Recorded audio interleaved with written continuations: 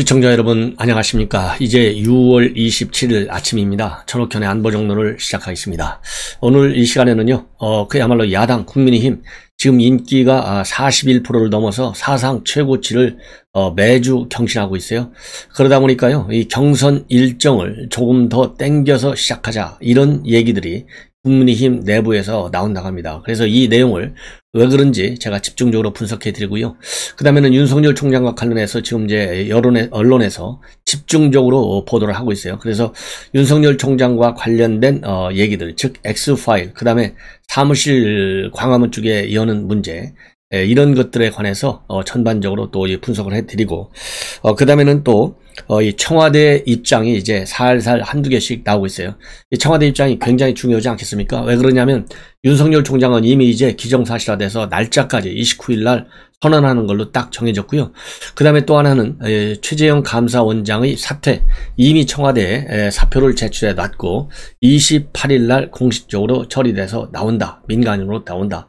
이러다 보니까 이제 야권의 후보군들이 하나씩 둘씩 새롭게 늘어나는데요. 우연히도 윤석열 총장에 이어서 최재형, 그 다음에 또 잠룡으로 여겨지는 김동연, 모두가 문재인 대통령이 키워준 사람들 아니겠어요?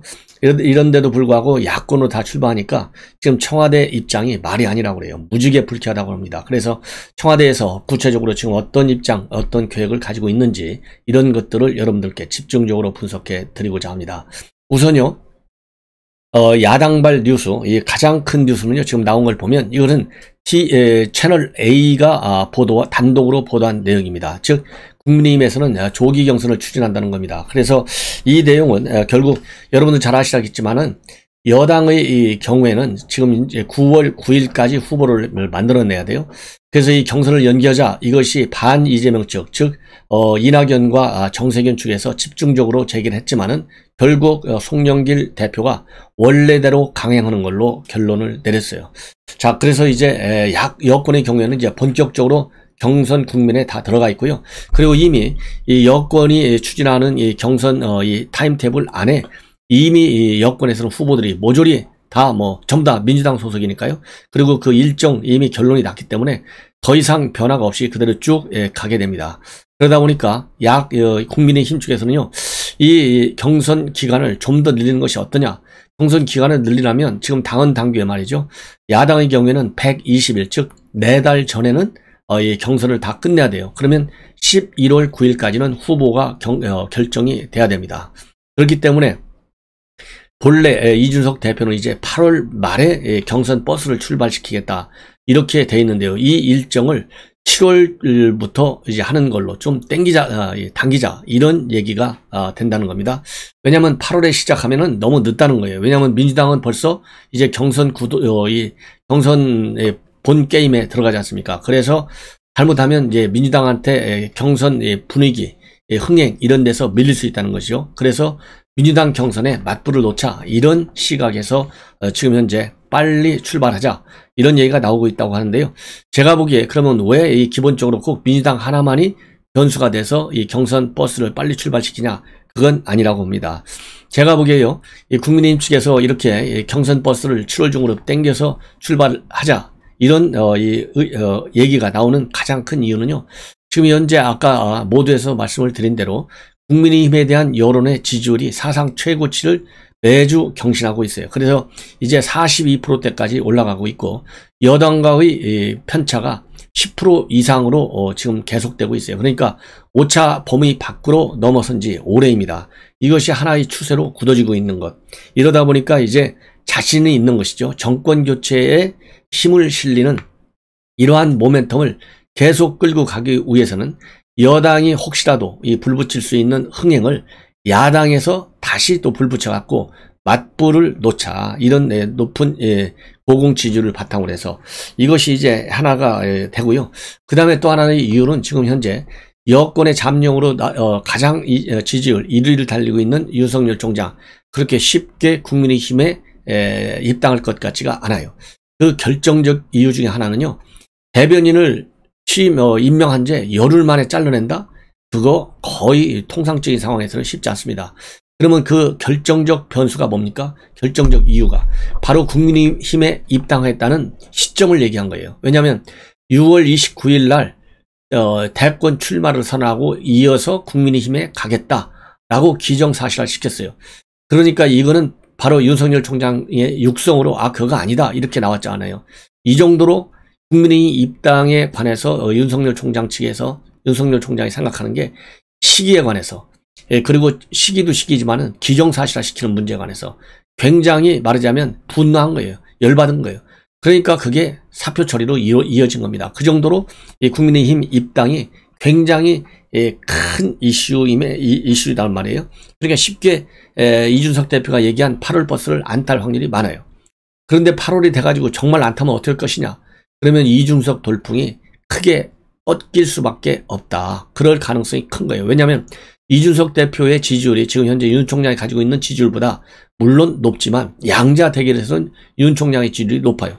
왜냐하면 어차피 뭐 여당에서는 한 명밖에 안 나오잖아요. 그러면 이재명하고 붙든 이낙연이 붙든 윤 총장의 지지율이 50%를 넘어가요. 그럼 당 지지율이 40% 초반이거든요. 물론 지지율은 또 바뀌겠죠. 그렇지만은 어떻든 간에 윤석열 총장의 지지율이 압도적으로 현재 높고 이것이 또 추세로 굳어질 가능성도 배제할 수 없어요. 자, 그렇다고 한다면 새로운 모멘텀을 만들어야 되는데 이준석 대표가 새로운 모멘텀을 만들 수 있는 수단이 뭐겠느냐? 그러면 경선 버스를 빨리 출발시켜가지고 8월보다는 한 달 이상을 빨리 출발시켜서 최재형이 됐든 윤석열이 됐든 김동연이 됐든 빨리 올라타라 이거예요. 그래서 압박 효과를 주겠다.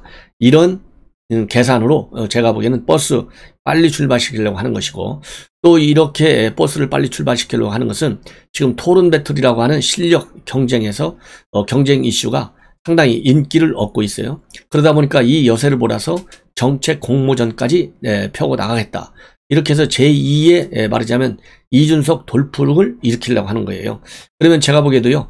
지금 현재 여의도 판에서 놀고 있는 그래서 차기 총선이라든가 그 다음에 정권 교체가 됐을 때 입각을 노리는 그런 선수급 전문가들 교수들이 많아요. 이 사람들은 이미 여의도에 발을 들어놨습니다.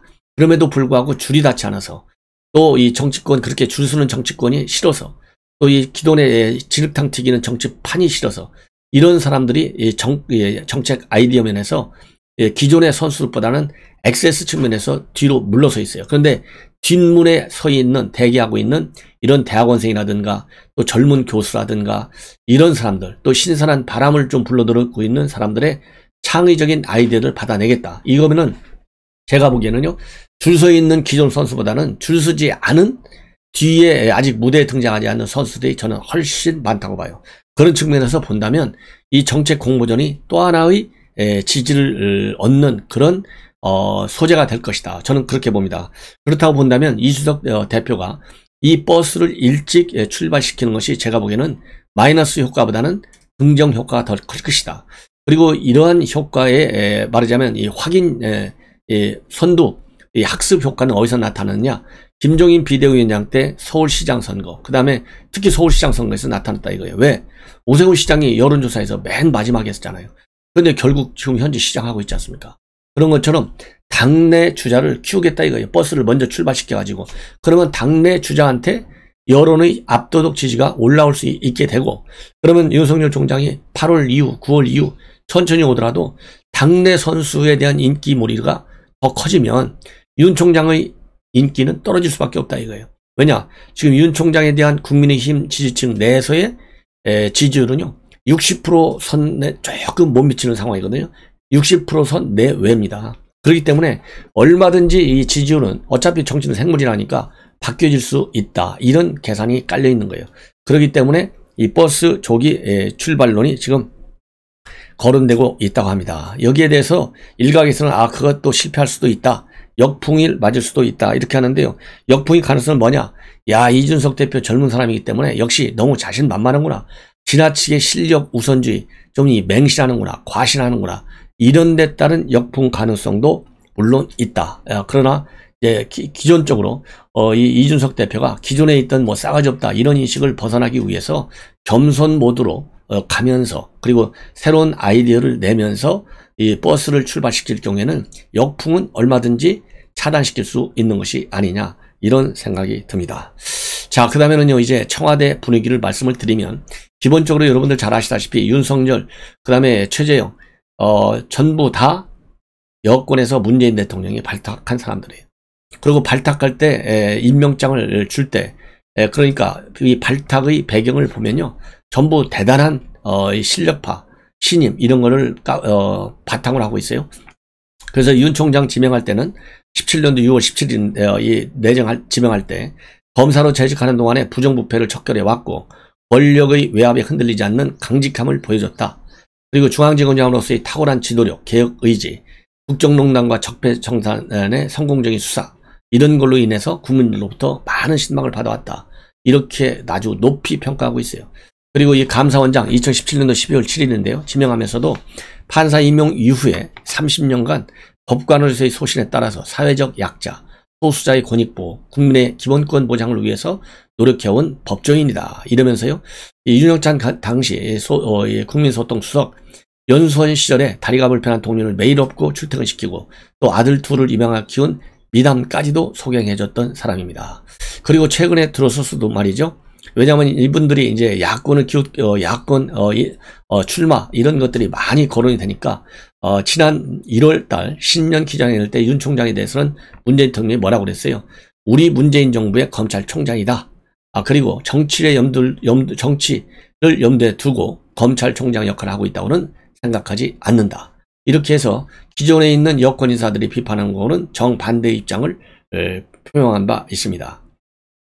그리고 또 이 감사원장에 관해서도요, 정치적인 목적으로 감사를 한다고는 생각하지 않는다. 이러한 얘기를 했어요. 전부 신임을 계속 뒀어요. 그럼에도 불구하고 결국은 이제 기정사실화 되어 있어요. 야권 후보로 나온다고 하는 것이. 그러다 보니까 지금 청와대가 기본적으로는 표정 관리에 들어가 있다. 그리고 청와대가 뭐라고 직접적으로 공식적인 메시지를 내면 이 청와대가 왜 정치에 개입하냐, 이런 또 역풍이 돌 가능성이 많다는 거예요. 그렇지만은 내부적으로 부글부글 끓고 있고요. 불쾌하기 짝이 없다. 이런 보도들이 연이어서 지금 나오고 있어요. 그렇다 보니까 이제 간접적으로 메시지를 낼 수밖에 없는데 이 간접적인 메시지는 지금 이철이 정무수석이 주고 있다. 이런 것이 지금 언론의 일반적인 해석입니다. 당연히 정무수석이 얘기하니까 이건 문재인 대통령 생각이나 똑같죠. 예.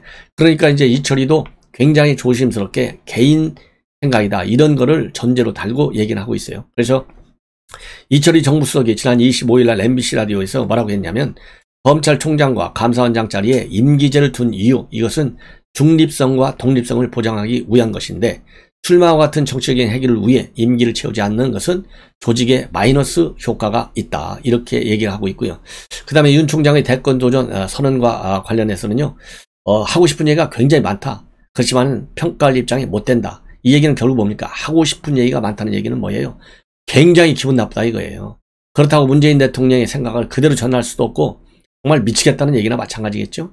그러니까 하고 싶은 얘기는 많지만 안 한다는 얘기가 얼마나 부글부글 끓어야 그런 말을 하겠냐 이거예요. 딱 한마디 함축돼 있고 또 최재형 감사원장에 관해서도 사회의 큰 어른으로 남으면 좋겠다. 이것이 개인적인 바람이다. 이렇게 했는데 이게 뭘 개인적인 바람이에요. 공식적인 바람이라고 보는 것이 당연하죠.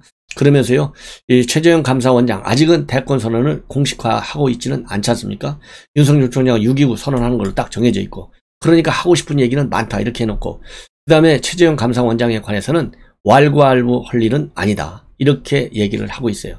자, 이 정도로 하면서요, 지금 윤석열 총장, 최재형 감사원장에 관해서 청와대 입장, 공식적인 입장 이렇게 자제하고 있습니다. 그렇지만은 아까 모두에서 말씀드린 대로 굉장히 분노하고 있고 견제의 심리가 상당히 실려져 있고요.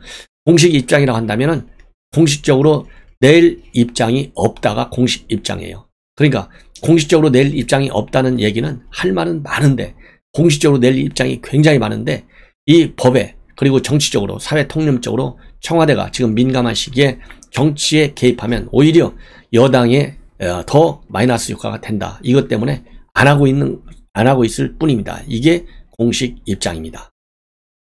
자, 다음으로는요, 또 이제 중요한 것이요. 이렇게 해서 지금 윤석열 총장, 이제 이러는 상황에서도 X파일이 지금 최근에 장성철 소장에 의해서 공개돼 가지고 이제 많은 파장을 일으키고 있습니다. 자, 그런데 이 X파일과 관련해서요, 지금 주간 동아에서 이종훈 정책 박사죠. 이분이 한마디 이제 또 이 칼럼을 썼습니다. 그러면서 이 윤석열 X파일에 들여온 작전 세력의 그림자 이렇게 돼 있는데, 어떻게 이런 X파일 같은 것이 유통이 됐는지, 누가 생산해서 누가 유통시켜서 어떤 정치적인 파장을 냈는지 이 정리를 하고 있어요. 그래서 이런 X파일이라고 하는 것은 통상적으로 쉽게 이 얘기를 한다면요, 결국은 이 빅마우스들에 의해서 전파가 되기 시작한다는 거죠. 빅마우스. 빅마우스가 결국은 정치권에서는 이제 떠버린데, 흔히 좋게는 이제 소식통으로 불리면서 이런 사람들이 생산해서 유통을 시키고, 지금은 이런 사람들, 그러니까 정치판에서 정보통으로 알려지는 사람들, 이 장성철 소장도 정치판에서 아주 정보통으로 알려진, 알만한 사람은 다 아는 사람들한테 이 X파일을 입수를 했다, 전해받았다, 이렇게 되어 있지 않습니까? 그런 것처럼 이 정치판에 돌아다니는 이 소식통들이 이 빅마우스라 이거죠. 이런 사람들을 통해서 과거와 달리 요즘은 이제 SNS가 발달돼 가지고 빛의 속도로 빠르게 전파가 된다는 것이죠. 그런 건데, 그 다음에 또 뭐가 있냐면, 지금 이제 문제가 바로 이런 X파일 내용이 말이죠. 빅마우스에서 이제 유포를 되는데, 그대로 유포만 되는 것이 아니라, 지금 현재 정보지라는 것들이 많지 않습니까? 이 블루페이퍼라고 하잖아요. 이 정보지를 통해서 보도될 때는 많이 이제 각색이 된다는 겁니다. 그래서 X파일 처음에 빅마우스들이 만들어서 유포시킨 이러한 내용이 이제 원본이 뭐고, 그 다음에 사본이 뭐고, 최종적으로 X파일 내용이 뭔지 알 수 없을 정도로 뒤바뀐다는 거예요. 그 정도로 굉장히 가공이 심하게 된다는 겁니다. 그래서 이것이 이제 한순간에 다 퍼뜨려지게 되는데, 그 한 예가 이번에 나온 윤석열 X파일도 마찬가지라는 거죠. 그래서 이 장성철 소장도 사실상 정치권에서 20년을 보냈고, 또 이 김무성 전 대표 보좌관 출신 일을 지냈기 때문에 선수급이라는 거예요. 선수급. 그래서 이 장성철 소장이 얘기한 대로 정보지 관계자가 전해준 문건 내용을 그대로 믿었다는 점 신뢰가 가지 않는다는 것이죠. 왜냐하면 문건을 봤다 하더라도 공개하는 경우는 별로 없는데도 불구하고 이렇게 공개했다, 그렇다고 본다면 뭔가 의도가 있을 수 있다, 이런 이 합리적 추론이 가능하다는 얘기입니다. 자, 그래서요, 이러한 이 작전 세력들, 그러니까 이 X파일이 정리가 되기 전에 흘러나오면 사고고요, 의도적으로 퍼뜨리면 이게 작전이 된다는 겁니다. 그런데 통상적으로 보면 이 작전이 성공하는 경우도 있고 실패하는 경우도 있다는 거죠. 과거에 보면 BBK 사건, 결국은 실패한 것이죠. 이명박 대통령이 당선됐으니까. 그러나 김대엽 사건, 병역 문제, 이거는 성공했다는 겁니다. 그렇기 때문에 과거를 보면 성공 반 실패 반인데, 이번에는 이 장성철 소장을 통해서 일찍 공개가 되는 바람에 여당 입장에서는 상당히 손해봤다는 거예요. 왜냐하면 여당에서 직접적으로 이렇게 흘려서 낸 것이 아니고 실질적으로 장성철이라고 하는 야권의 인사가 냈기 때문에 오히려 윤 총장한테는 이 백신 효과를 줄 수도 있는 것이 아니냐, 이런 지금 보도가 나오고 있습니다. 자, 그 다음에는요, 또 무슨 또 이 중요한 뉴스가 하나 있냐면요, 바로 윤석열 대선 캠프가 이제 탈여의도, 지금 사실상 광화문에 있는 이마빌딩에 캠프를 차린다, 이것이 기정사실화 되어 있어요. 그러면 그러면 여의도를 벗어나서 광화문에다 만드느냐? 그러면 과거에 광화문에 만든 사람들이 많아요. 많은데 특히 이제 MB가 그 중에서 성공한 사람이에요. 왜냐하면 이해창이도 했는데 실패했고 안철수도 했는데 실패했다는 겁니다. 자, 그러면은 왜 그러면 윤석열 총장은 광화문 이마빌딩을 찾았느냐? 여러 가지 이유가 있는데요.